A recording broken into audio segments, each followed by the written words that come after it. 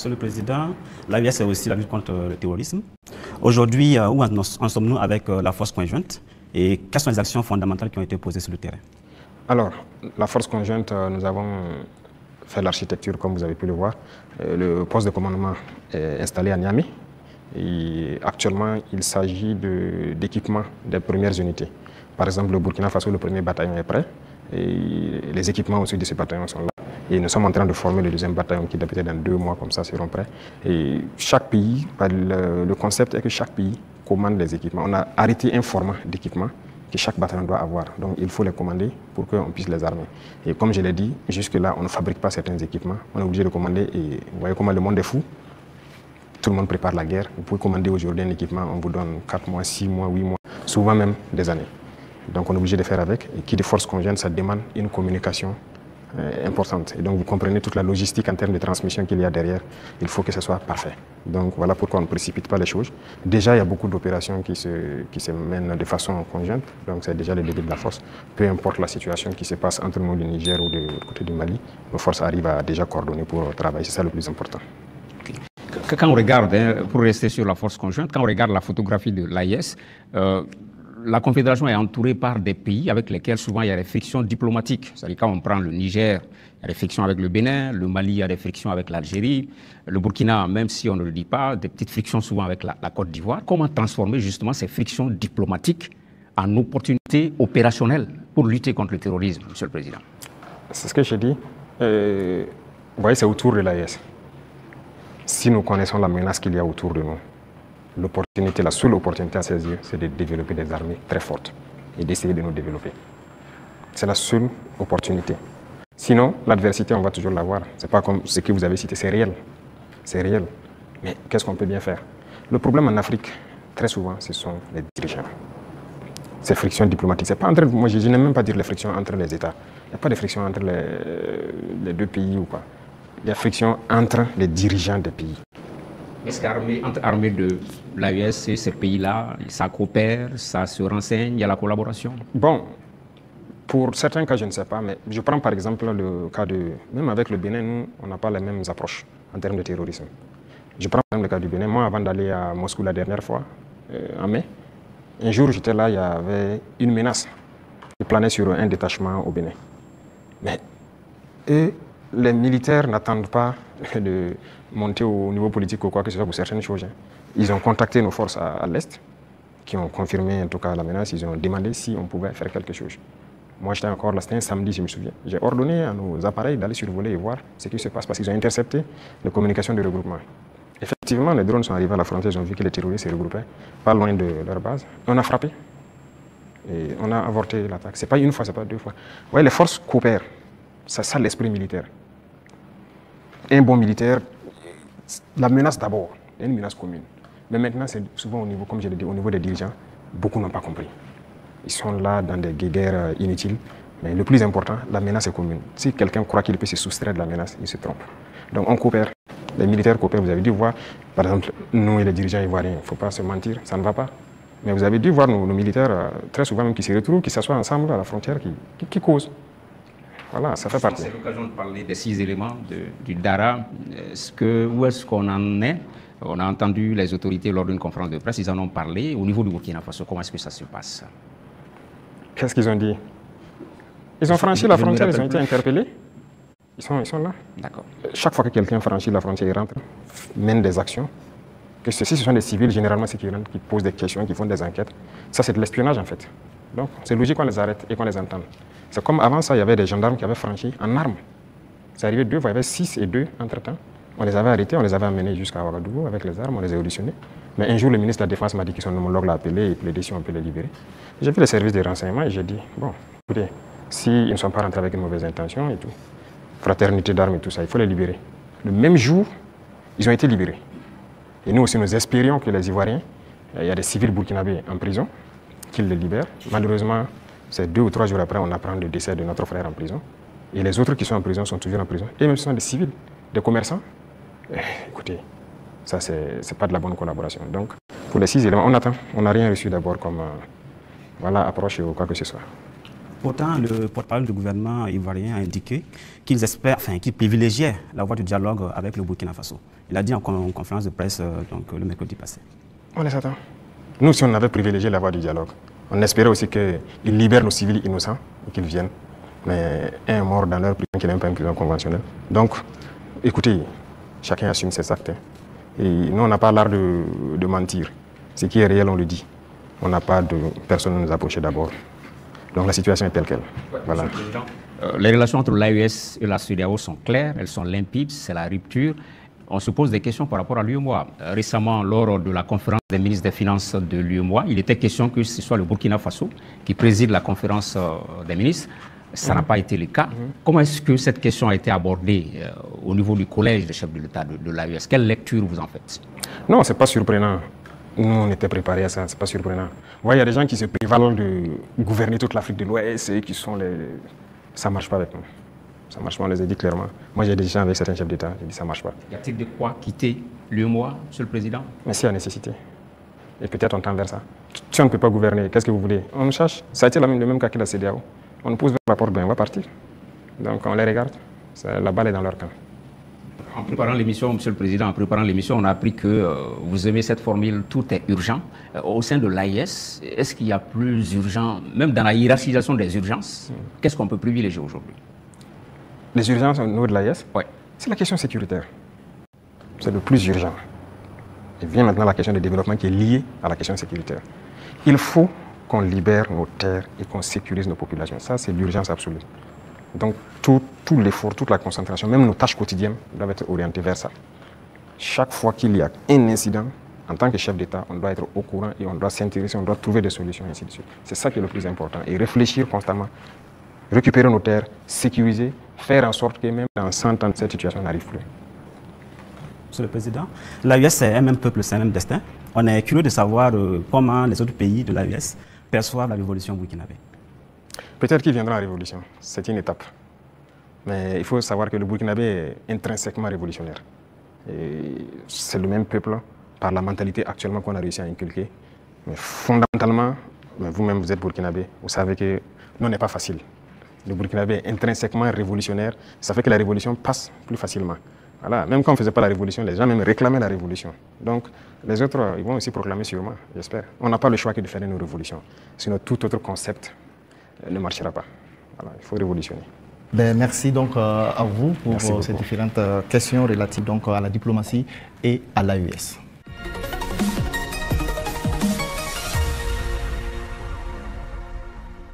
Monsieur le Président, nous nous acheminons vers la fin donc, de cet entretien. La 5e et dernière rubrique concerne la géopolitique régionale et internationale.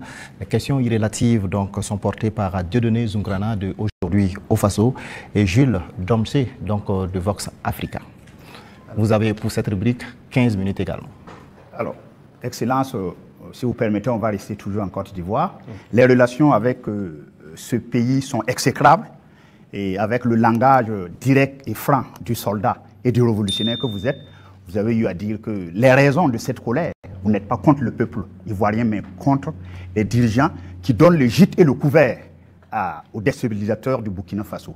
Alors, à quand et dans quelles conditions peut-on avoir un dégel et un échange d'ambassadeurs entre les deux pays? Ça dépend d'eux. De toute façon, ce n'est pas nous qui avons commencé cette situation. Moi, je me souviens au tout début, même le jour du 30 septembre, est-ce que l'une des premières personnes qui m'a appelé, ce n'était pas le président Alassane Ouattara. Et après, son petit frère est venu par 2 fois nous voir et tout ça. C'est vrai, on peut dire que les relations étaient bonnes, mais il a voulu qu'on suive une certaine direction. Mais comme vous avez dit, en tant que révolutionnaire, nous savons que nous ne sommes pas là pour ça. Nous étions là pour la révolution. Et la révolution, c'est une rupture. On ne peut pas suivre une certaine politique. Et donc, petit à petit, les relations ont commencé à ne pas aller. Et comme vous l'avez constaté, tous ceux qui ont voulu peut-être certains privilèges, quoi que ce soit, n'ont pas eu, se sont mis à se mettre contre nous, se sont déployés là-bas, sont entretenus, sécurisés et tout. On sait de quoi on parle, parce qu'ils savent aussi de quoi on parle, pour agir contre nous. Il n'y a pas quelqu'un qui a quitté la Côte d'Ivoire et qui était venu ici en son temps. Nous avons observé ça pendant près de 2 ans. On les a parlé plusieurs fois. Ils nous ont dit non, il faut qu'on passe par les règles de l'art, il faut que la justice émette des mandats et tout ça. On a fait tout. Ils ne répondent pas. Monsieur le Président, ça ne marche pas. J'embraye avec la question de mon confrère pour rester sur la Côte d'Ivoire. Comme vous le savez très bien, la Côte d'Ivoire a une élection présidentielle cette année, dans quelques mois. Est-ce que c'est quelque chose qui vous intéresse? Ça nous intéresse d'autant plus qu'on a beaucoup de compatriotes en Côte d'Ivoire quand même. Et on craint qu'il y ait des violences. Et ça, ce n'est pas forcément la bienvenue. Parce que nous avons vécu malheureusement les années passées aux violences en Côte d'Ivoire avec les opérations Bahiri. Tout le monde a subi ça au Burkina. Aujourd'hui, vraiment, nous ne souhaitons pas qu'il y ait des violences. Tout à l'heure, vous avez semblé dire quelque chose. Je voudrais que vous précisiez, parce que c'est un peu très sensible selon moi. Est-ce que vous semblez nous dire qu'aujourd'hui, la Côte d'Ivoire servirait de base arrière à une organisation visant à déstabiliser le Burkina Faso? Ça, même plus que ça. Base arrière à une organisation servant à déstabiliser le Burkina. Ils sont là-bas. Les ennemis du Burkina sont clairement là-bas, affichés, protégés. Ils sont payés, ils sont protégés, ils sont bien logés. En plus de ça, il y a la question du terrorisme. Mais non. Le pouvoir flotte avec les terroristes. Il ne faut pas se mentir. Attendez, croyez-vous vraiment que peut-être l'armée ivoirienne est tellement surpuissante que quand les terroristes les voient seulement, ben écoutez, cela, il ne faut même pas les toucher, quoi que ce soit? Vous croyez à ça? Ils sont tellement plus puissants que les 3 armées de l'AES? C'est faux. Il y a un pacte de non-agression. Et quand il y a un pacte de non-agression, vous devenez une base arrière. Et tout ça, ça m'inquiète justement. Si ce pays, il y a des crises, le pays sera attaqué par les terroristes. Parce que s'ils ne gagnent plus ce qu'ils gagnent, le pays sera attaqué et ce pays va sombrer. C'est un danger. C'est pourquoi j'ai passé le temps à dire au chef d'État, on ne pactise pas avec les terroristes. Voilà. Alors, Monsieur le Président, qu'est-ce que vous répondez à ceux qui disent, bon, la géopolitique quand même avec la Côte d'Ivoire, ce pays voisin, qui abrite la plus grande diaspora burkinabé, alors que, bon, vos contempteurs vous accusent de pratiquer la diplomatie du muscle avec ce pays, au détriment justement de nos Paweto qui sont là-bas. Qu'est-ce que vous leur répondez? Écoutez, qui le dit? Nous sommes burkinabés, c'est ce que nous savons. Et nous avons décidé de faire une révolution, on va la faire. Maintenant, celui qui embarque dedans embarque. Nous ne pouvons pas être dans une révolution et vouloir faire un autre modèle de diplomatie. Je vous ai dit la diplomatie mensongère et tout ce qu'il y a. On n'est pas prêt à être dans ce sillon-là. S'il y a quelque chose qui ne va pas, qu'on ait le courage de vous dire ça ne va pas. Il ne faut pas faire de l'hypocrisie. Généralement, les gens devant les micros et tout ça, non, tout va bien, si c'est ça, on est en train de... C'est faux, ça ne va pas bien. Il faut avoir le courage de le dire, il faut qu'on s'asseye, qu'on parle et qu'on se dise la vérité. Mais si les gens ne veulent pas ça, parce que juste dans leur tête, bon, il faut que ces gars-là quittent, parce qu'on ne veut pas de révolution en Afrique de l'Ouest.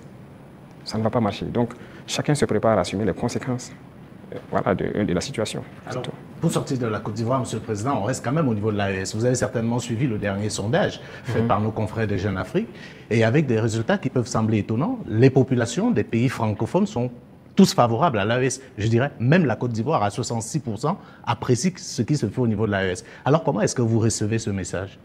Ah bon? Je n'ai même pas pu suivre ça, parce que moi, je ne suis plus ce média. Hein. Alors, les confrères, c'était un sondage qu'ils ont commandé. Peut-être qu'ils ne s'attendaient pas à ce résultat, mais le résultat est tel. Ils ont été au Cameroun, ils ont été au Sénégal, ils ont été au Bénin, ils ont été en Côte d'Ivoire. Et là-bas, les populations sont tous favorables à l'AES et apprécient dans leur grande majorité ce qui se fait au niveau de l'AES. C'est logique, je dirais. Les populations ouest-africaines sont la plupart du temps liées. C'est la même famille. C'est le colon qui nous a divisés. Et quand les gens voient qu'on essaie de s'unir, ça ne fait qu'inspirer, ça ne peut faire que plaisir. Donc moi, ça ne m'étonne pas que ces populations apprécient. Et ce qui m'étonne, c'est le fait qu'ils aient publié. Pourquoi ils ont publié ça? Ça donne Vous n'avez pas le choix. Quand vous commandez une enquête, c'est connu. Après, vous êtes obligé de publier les résultats. Bon, peut-être ça. Voilà. Mais il faut faire attention à ces gens parce que... Je suis totalement d'accord avec vous. Voilà, ils sont pas sinon, je suis d'accord. C'est normal, c'est logique. Avec la permission de Dieudonné, je voudrais vous poser une question concernant justement votre relation avec une autre organisation. Qu'est-ce que vous faites encore dans l'Union africaine? Ah, bonne question. Alors, je dirais que notre situation dans l'Union africaine est tellement passive qu'on ne sait pas si on est dans l'Union ou si on n'est pas dans l'Union. On nous a suspendus depuis, personne ne nous parle, c'est vraiment un silence radio. Donc alors, moi je ne sais pas si je suis dans l'Union ou pas. Mais est-ce qu'il ne faudrait pas marquer le coup en posant aussi un acte historique, comme cela a été le cas avec la CEDEAO, en claquant la porte à une institution qui visiblement ne sert pas à grand-chose? J'ai eu à discuter avec un diplomate de cette organisation et après nous avons vu qu'ils ont nommé un médiateur, le président burundais, qui devrait même venir ici la semaine passée, je pense, mais après il y a eu question d'agenda avec nous. Et on l'attend, on veut l'écouter d'abord, parce que nous-mêmes nous voulons savoir pourquoi ils se comportent comme ça. Parce qu'on ne peut pas prendre une décision sans savoir leur motivation. Pourquoi ils ont décidé de nous exclure? Pourquoi ils se comportent comme ça avec nous? Si on a leur motivation, là, si on quitte, on pourra expliquer à nos peuples, voilà ce qu'ils ont dit, voilà les raisons. Et donc, on décide de quitter. C'est la même chose que la CEDEAO. On a quitté, mais si on nous demande pourquoi on a quitté, on peut vous expliquer. Mais aujourd'hui, si on quitte l'Union et qu'on nous demande, nous-mêmes, nous ne savons pas pourquoi ils nous ont suspendus. Pourquoi ils se comportent comme ça. Certes, ils ont dit qu'on est anticonstitutionnel, mais au jour d'aujourd'hui, je pense que... Monsieur le Président, vous pouvez aussi quitter parce que vous estimez que c'est une organisation qui travaille contre les intérêts de l'Afrique. Je ne pense pas que l'Union africaine peut être dans une posture révolutionnaire comme celle que vous menez. Non. Par respect pour certaines personnes, voilà pourquoi j'ai dit j'attends que le médiateur qui a été nommé, qui a déjà envoyé son émissaire, prenne contact avec nous. Nous l'attendons. C'est par respect vraiment pour ce président. Nous l'attendons qu'il vienne, qu'on discute, qu'il nous dise ce qu'il y a et nous lui dirons les conclusions de nos débats. Monsieur le Président, on va aller au bord de la mer Noire, en Russie. Alors, la science a l'art de ces instruments. Vous avez fait des études scientifiques. Alors, lors d'un séjour à Moscou, vous avez demandé au patron du Kremlin de nous apprendre à pêcher le poisson au lieu de nous donner le poisson, le transfert de technologies. Alors ça, je pense qu'aujourd'hui, c'est vrai, tout le monde est d'accord que le biberonnage là, extérieur ne peut plus continuer. Alors, où en est-on aujourd'hui avec justement ce transfert de technologie? Parce que vous avez parlé tout de suite avec des confrères qu'on va un jour fabriquer même nos armes ici. Alors, où en est-on actuellement avec ce transfert de technologie? Alors, je pense qu'ils ont bien entendu le message. Je l'ai clamé en 2023, pendant le sommet de Saint-Pétersbourg. On nous a donné du blé, il ne faut pas qu'on aille encore demander du blé. Il faut cultiver. Si on nous donne du poisson, il faut qu'on apprenne à pêcher. Et je pense que les initiatives qu'on est en train de développer, nous avons demandé donc à la Russie d'offrir un certain nombre de bourses d'études à des étudiants burkinabés pour qu'ils aillent apprendre la science. Ils ont accepté. Donc il y a déjà des gens qui sont partis dans certains domaines pointus. Si vous regardez la création de l'agence atomique, on a déjà des étudiants qu'on a envoyés depuis l'année dernière qui sont en formation sur le domaine atomique, qui est une technologie poussée. Et on va continuer d'en envoyer chaque année. Donc il y a plusieurs autres domaines où nous avons demandé des formations. Ce n'est pas la Russie seulement. Même à la Chine, on a demandé des formations particulières et envoyé des étudiants. En Iran aussi, pareil, on est en train de taper en tout cas tous ceux qui ont pu développer des technologies pour envoyer des étudiants formés. Alors géopolitiquement, bon, le capitaine président Ibrahim Traoré aujourd'hui a mis le Burkina sur orbite, comme à l'époque un central. Qu'est-ce que ça vous fait aujourd'hui? Bon, un pays comme le Burkina, bon, certains disent un petit capitaine. Qu'est-ce que ça vous fait géopolitiquement aujourd'hui d'être au pinacle? Écoutez, est-ce que vous avez toujours la tête sur les épaules? Un renforcement la tête sur les épaules, c'est une charge. De voir, c'est une mission globale qui nous a été confiée. De voir que tout le monde entier s'intéresse au Burkina, je ne dirais pas une pression, mais c'est une charge. Et c'est une responsabilité. Et on doit de l'assumer avec toute la concentration nécessaire. On n'a pas le droit de faillir. Qu'on le veuille ou pas, nous allons aller dans le sens des peuples. Parce que c'est eux qui ont fait valoir cela. Donc, on l'a vu, le Burkina est vraiment en orbite, comme vous le dites. Et nous travaillons à maintenir le Burkina dans cette posture, à être le pays des hommes intègres, à être le pays modèle, à être le pays qui va quitter cette situation de sous-développement, être dans quelques années un pays très développé, faire un miracle, parce que c'est ce à quoi les gens aspirent. Et aussi pouvoir donner notre part de voix et de tout ce qu'il y a voilà, pour le bonheur du monde, si je peux dire. Depuis que vous êtes chef d'État, vous voyagez très peu. Oui. Le seul pays en Afrique où vous êtes allé, c'est probablement la Russie, si je ne m'abuse. Et on a vu vos homologues africains aux États-Unis, avec une sorte de photo de classe, avec le président Trump. Et je vous donne un commentaire d'un ami à moi qui me disait « Le capitaine Traoré n'aurait jamais accepté ça ». Est-ce que c'est vrai? Écoutez, moi je voyage peu comme vous l'avez dit. Et je suis parti en Russie 2 fois, mais pour des objectifs bien précis. Il se peut que j'aille vers d'autres partenaires pour des objectifs bien précis. À part ça, je ne compte pas aller faire le tour du monde comme les autres le font. Parce que pour moi, il faut rester concentré, travailler pour son pays. Le président Trump lui-même, il a dit « America first ». C'est l'Amérique d'abord, il travaille pour les intérêts des Américains. Donc moi, je travaille pour les intérêts des Burkinabés. Si je n'ai pas d'intérêt là-bas, qu'est-ce que je vais aller faire? Alors, l'un des grands sujets géopolitiques actuels, c'est bien sûr le conflit israélo-palestinien. On voit des États prendre de plus en plus position. On a vu des États occidentaux, européens, pour ne pas les nommer, dire qu'ils vont reconnaître, et c'est un signe fort, l'État palestinien. Mais comme d'habitude, l'Afrique est quasiment silencieuse. Elle est dans la position atlantiste. Est-ce que vous, du Burkina, vous pouvez donner une position qui permet de comprendre un peu ce que pense l'Afrique par rapport à ce qu'on est en train de vivre aujourd'hui dans la bande de Gaza? Je ne peux pas vous donner une position qui permet de voir ce que pense l'Afrique. Certains Africains, ou certains dirigeants africains. Parce que beaucoup de dirigeants africains ont une autre manière de voir les choses. C'est le malheur de l'Afrique, si je peux le dire, on n'est pas unis. On ne voit pas de la même manière. Certains ont peur, certains ont les mains liées, certains sont là pour les intérêts d'autres personnes. Écoutez, l'Occident a amené des gens qui ont grandi chez eux, tout faire chez eux, venir les mettre chefs d'État en Afrique. Donc c'est eux qui contrôlent tout ça. Et donc l'Afrique ne peut pas avoir une opinion. Mais je sais qu'au fond de tout un chacun, personne n'aimerait voir ce qui se passe là-bas, se passer chez lui. Mais malheureusement, sur le continent africain, il y a une situation pareille. Au Congo, qu'est-ce qu'on fait même pour le Congo? En République démocratique du Congo. Ça fait combien de millions de morts? Depuis combien de temps? Nous-mêmes, nous sommes en guerre. Est-ce que vous avez vu des pays africains même porter la voix pour le Burkina depuis les 10 années passées? C'est rare. C'est rare. Donc, l'Africain a ce problème-là. Pendant que quand vous voyez en Europe, ils ont un problème. Tout le monde est uni, les gens arrivent à rapidement trouver des solutions. Les États-Unis, c'est pareil. Mais l'Afrique a ce problème. Vous voyez, ça fait 10 ans que nous on se bat. On n'avait pas entendu quelqu'un porter la voix du Burkina au niveau des institutions internationales, de quoi que ce soit, ni de Mali, ni de Niger. Nos populations meurent, ce n'est pas leur problème. Congo, ça meurt, ce n'est pas notre problème. La dernière fois, j'ai essayé dans une de mes paroles d'essayer de parler pour que... Ça fait combien de millions de morts? Le Soudan, regardez comment il se déchire. Il y a beaucoup de conflits sur notre sol déjà. On n'arrive même pas à porter la voix. Donc, comment on va aller porter la voix des autres? Donc, il faut que nous, Africains, on se réveille. Est-ce que le Burkina peut reconnaître un État palestinien? Est-ce que le Burkina est prêt à reconnaître l'État palestinien? Pourquoi pas? C'est un État. C'est un État. Pourquoi on ne va pas reconnaître un État palestinien? Non, moi, ce qui se passe, c'est très grave. Je pense que l'État palestinien existe et doit exister. Sinon, cette guerre ne finira jamais. Là où nous partons, ça ne finira jamais. Pendant que vous croyez que ça va finir, ça reprend de plus belle. Et on va continuer comme ça. Mais je pense aussi qu'il y a beaucoup de parts de responsabilité des pays autour là-bas. Parce que c'est leur région et les gens doivent pouvoir donner la voix pour trouver une solution à ce conflit. Voilà. Et quant à nous, on continue de se battre ici. L'État burkinabé qui doit demeurer, c'est ça qui est le plus important. Et on se bat pour notre État burkinabé. Voilà, Monsieur le Président, nous sommes donc au terme de ces 90 minutes face à la presse. Merci pour votre disponibilité et merci pour cette belle opportunité offerte à la presse nationale et internationale.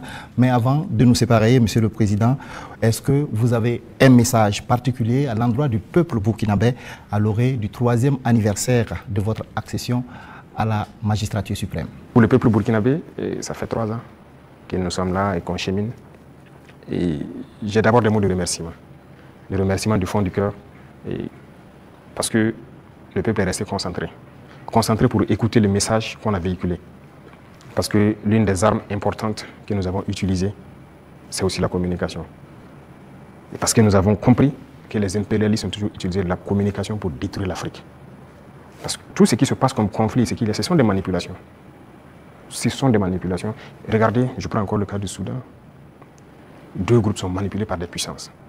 Faudrait-il pas à un moment donné qu'on se parle, on s'assoit, on exploite nos ressources ensemble, on fait vivre nos populations, on va continuer à se déchirer? Tout ce qui s'est passé comme assassinat de leaders politiques en Afrique, les guerres et tout, c'est à travers la communication qu'on a manipulé.